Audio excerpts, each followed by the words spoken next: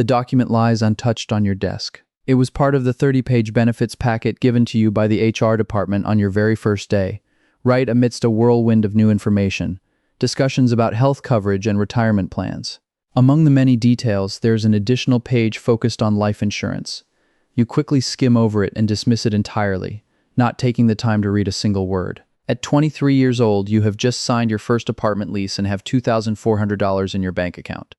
The rent is due in just 18 days. You are not responsible for anyone. No parents, no spouse, and certainly no children. Your parents are self-sufficient, living in their own home with their own financial plans in place. Your absence wouldn't materially alter their situation. You shove the packet into a drawer, and it becomes something you forget within a week. You're occupied with thoughts of rent rather than what comes after life ends. During lunch, a coworker mentions family insurance coverage, and you nod along but don't engage. The term beneficiary feels like legal jargon, and you quickly zone out of the conversation. Before you know it, 6 months pass and the unsigned form remains. You're not reckless, you're just living your life and nothing extraordinary has occurred. Then, during an ordinary lunch chat, you discover the company has you auto-enrolled in a group policy. Surprised, you log into the HR portal and find, in a sea of information, a line that states the company provides $15,000 in coverage, merely a year's salary for you. You've never even seen the policy document, nor can you name the beneficiary. The potential beneficiary could face a long legal process to claim anything, leaving little for bereavement costs. That amount would hardly cover your car loan or the student debt your parents took on for you. You could assume it might pay for a funeral, but only if budget-friendly choices are made. You quickly exit the portal, not wanting to face the calculations that need to be made.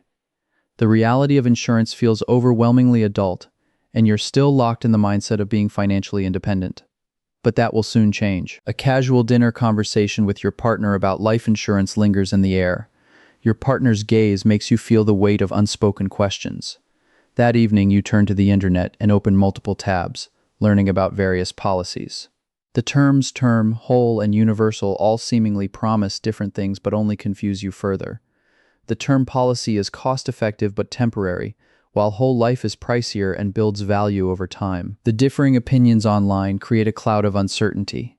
Eventually, you settle on the cheapest option you can find, $50,000 of coverage for $12 monthly with no medical exam required. Confident in your health and youth, you name your partner as the beneficiary and submit the form, feeling a brief sense of adulthood. However, that feeling fades all too quickly as the policy becomes just another deduction from your paycheck that you soon forget. At 26, $50,000 seems substantial, yet it's far from adequate when you reflect on the household you've formed.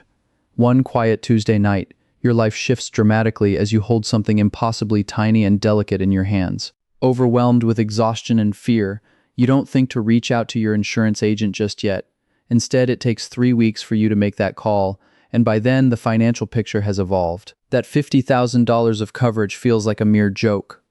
If something were to happen to you, your partner would have little choice but to sell the house and restart everything alone. The reality of being a single parent, a concept you never considered, is now a looming shadow over your new life.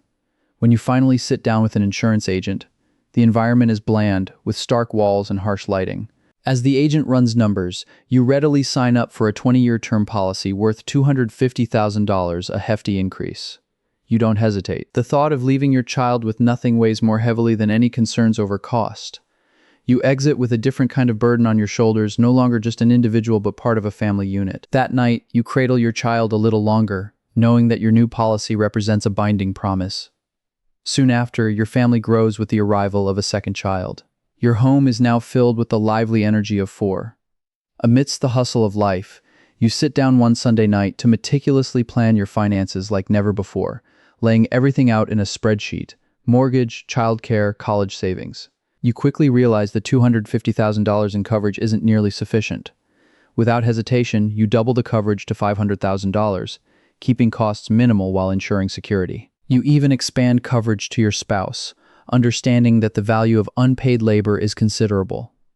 If anything were to happen, the need for support becomes undeniable. The premium across both policies totals just $91 a month, a small price for essential security. Your mindset shifts dramatically, evolving from a naive belief in insurance as a formality to treating it as a crucial backbone of your household.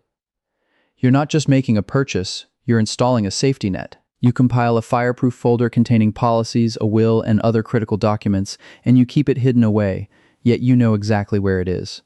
Tragedy strikes when a friend suddenly passes away, reminding you of life's unpredictability. Attending the funeral, you see the impact of loss firsthand. The family left behind grapples with grief while also facing financial uncertainty. News of their house being lost to the bank comes as a jarring realization of how quick life changes. In that moment, you instinctively reach for your phone and call your insurance agent to revise your coverage, feeling a desperate urgency to ensure your family is protected. You upgrade to $1 million policy and add disability coverage for additional security. You take careful steps to ensure your loved ones are shielded from life's unpredictability and secure an intricate, sustainable future. Insurance transforms from being a mere product into an indispensable part of life's construction, standing as a strong and invisible support system. If it goes wrong, you are now a business owner. You hold the majority stake with 3 partners beneath you after dedicating 15 years to making this work. The foundation took that long, with 3 rounds of partners, 2 restructuring phases, and 1 nearly disastrous year in 2019. You prefer not to speak of that year, the year revenue plummeted, the year everything nearly fell apart. You keep that in silence. Currently, your business generates $8 million annually. It is clean, profitable, and well organized. As the principal owner, your accountant introduces you to Keyman Insurance, a term that never felt necessary until now. In a conference room, you gather with the chief financial officer, your attorney, and the insurance broker. Each of the 3 professionals is seated, awaiting your decision. Within 10 minutes, the broker breaks it down, and you grasp the concept entirely. The calculations have become second nature to you. In the event of your passing, the business won't collapse. The policy provides an immediate lump sum sufficient to cover operating costs, buy out your estate's equity, and maintain the business's functions. You set up a $3 million Keyman policy on yourself, signing without a moment's hesitation. Next, you sign a buy-sell agreement with your business partner, something you never anticipated.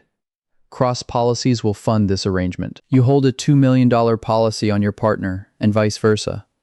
In the event of one's death, the surviving partner acquires the deceased shares from the estate with an agreed valuation, facilitating a quick, painless process.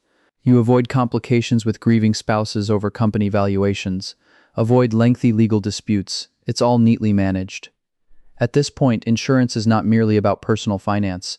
It ensures the continuity of your business.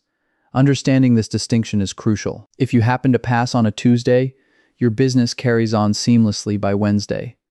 The operations can adapt smoothly to your absence. Your personal insurance coverage has quietly expanded, now at $2.5 million in term coverage, layered atop permanent coverage designed to outlast you and continue to support your estate. You approach insurance like a portfolio, maintaining multiple policies annually, reviewing them akin to balance sheets. Shopping for insurance is a thing of the past. You now build and structure it, treating it as an essential component of your infrastructure. At 64, gray hair speaks of age and wisdom. The man in the mirror carries the title of grandfather. In your estate lawyer's office, with walnut paneling and no windows, the scent of old paper permeates the air. On the desk lies a thick 3-inch binder, tabbed, indexed, alphabetized, and cross-referenced. It holds your irrevocable life insurance trust. 4 words encapsulate decades of planning.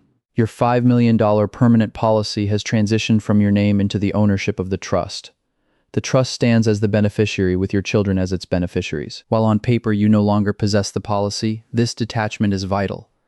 The rationale revolves around taxes. The governing bodies create the rules, and you shape your strategy to navigate them. Without the trust, $5 million would dwindle to $3.2 million due to federal, state, and probate taxes coupled with legal fees that each quietly devour your wealth. The trust effectively curbs these losses, with the policy paying it directly. The trust then provides for your children, ensuring the IRS reaps nothing from it. You fund the premiums through annual gifts allocated to the trust, structured to avoid triggering tax filings. It's a calculated effort designed for decades of quiet support. Your son serves as the primary trustee, with your daughter as secondary. They act when you can't, directing the distribution per your trust document that outlines staggered payments, education provisions, protection from creditors, and safeguards during divorce.